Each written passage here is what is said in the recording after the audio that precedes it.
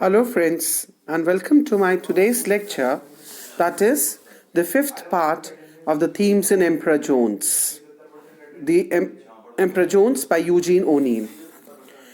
In my last lecture, I spoke about the major themes that Eugene O'Neill has dealt with in his play, The Emperor Jones, like racism, history and collective memory, power and systematic oppression, godliness, humanity, and fear, conscience, trauma, and past. Today I'll be talking about remaining a little minor themes in a little detail. Now, talking about slavery as one of the minor themes, we find that at first Jones's hallucinations seem to have to do only with his personal sense. But as he goes deeper and deeper into the forest, he encounters a broader historical memory that extends beyond his personal experience. Now, after witnessing his own traumatic misdeeds in the form of hallucinations, his murder of two men, now Jones hallucinates that he's getting auctioned off into slavery, that he's strapped on a slave ship, and then that he's back in the Congo. Now, his hallucinatory journey is a journey backward in the more collectively held history of slavery, exposing its horrors and subjecting him to its dehumanizing effects. Now, the legacy of American slavery and its horrors is thus a central theme in the play, shown as a kind of original sin from which no one can escape. In that sense, slavery proves to be not a minor theme, but a major theme that Brutus Jones had faced earlier, and later on he tried to act as the same on the natives of Caribbean island. Next, we could take Autocracy, in which when we first meet Brutus and he has assumed the role of the emperor on a small unnamed island in the West Indies, we see that he sits on a scarlet throne and has ultimate authority over his subjects, whom he looks down upon and regularly calls the N-word. Now, in the wake of his mistreatment in America, Jones becomes a hegemonic monster himself, an autocrat who extracts what he needs from a vulnerable community without remorse and claims power for himself avariciously. The next point that I would be discussing would be gullibility and spirituality. Now, one of the main ways that Jones is able to ascend the throne and achieve power on the island is by exploiting the gullibility and the spiritual beliefs of the islanders.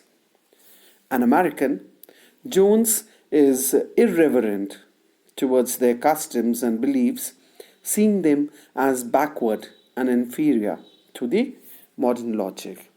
Now, when an assassin is unable to kill him with a gun, he spreads a message among his subjects that he can only be killed by a silver bullet.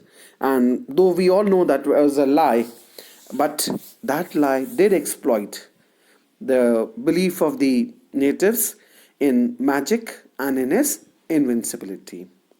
Now, Jones's irreverence towards the islanders' gullibility, it ultimately ends up hurting himself. However, as he succumbs to some kind of magical and self-defeating forces in the jungle, and he is killed by a number of silver bullets, which the islanders had made by melting down the silver coins and just to kill Brutus Jones. Now, what Jones sees as a gullibility and foolishness ends up mobilizing the islanders and even the island itself, which leads to Jones's ruin. Now, another point that I would like to be discussing will be the fall from power. We all know when we read through the play that the play's plot, it follows the trajectory of a ruler falling from the power when his subjects turn against him. Now Jones also starts the play on the brink of a revolution that has taken place against him, and he has assumed the power without any credentials, and now his subjects, they are revolting against him. As he tries to escape to the forest, we see that he becomes more and more disoriented, and his royal clothes, they become ragged, and he loses his mind until the last or the final scene where we see that he gets shot by Lem's soldiers. And last but not the least, we could even see another theme in the Emperor Jones as greed and or even the pride of Brutus.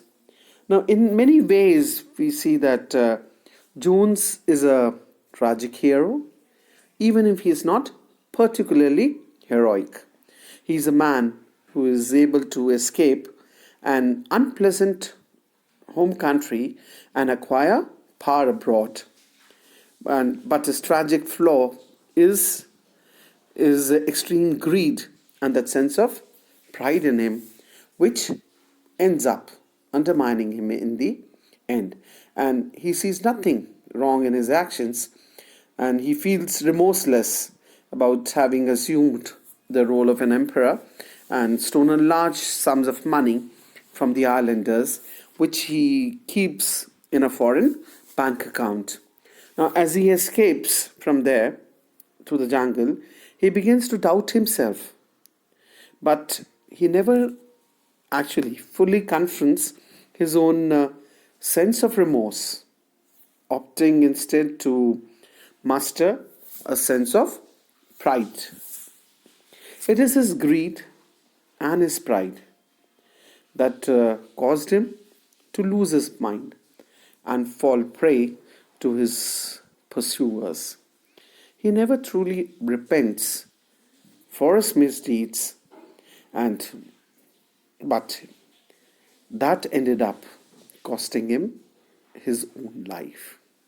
That's all about the themes that Eugene O'Neill deals with in his play The Emperor Jones. I'll be coming up with more aspects of the play and the other novels in my other lectures. Till then, goodbye and thank you, friends.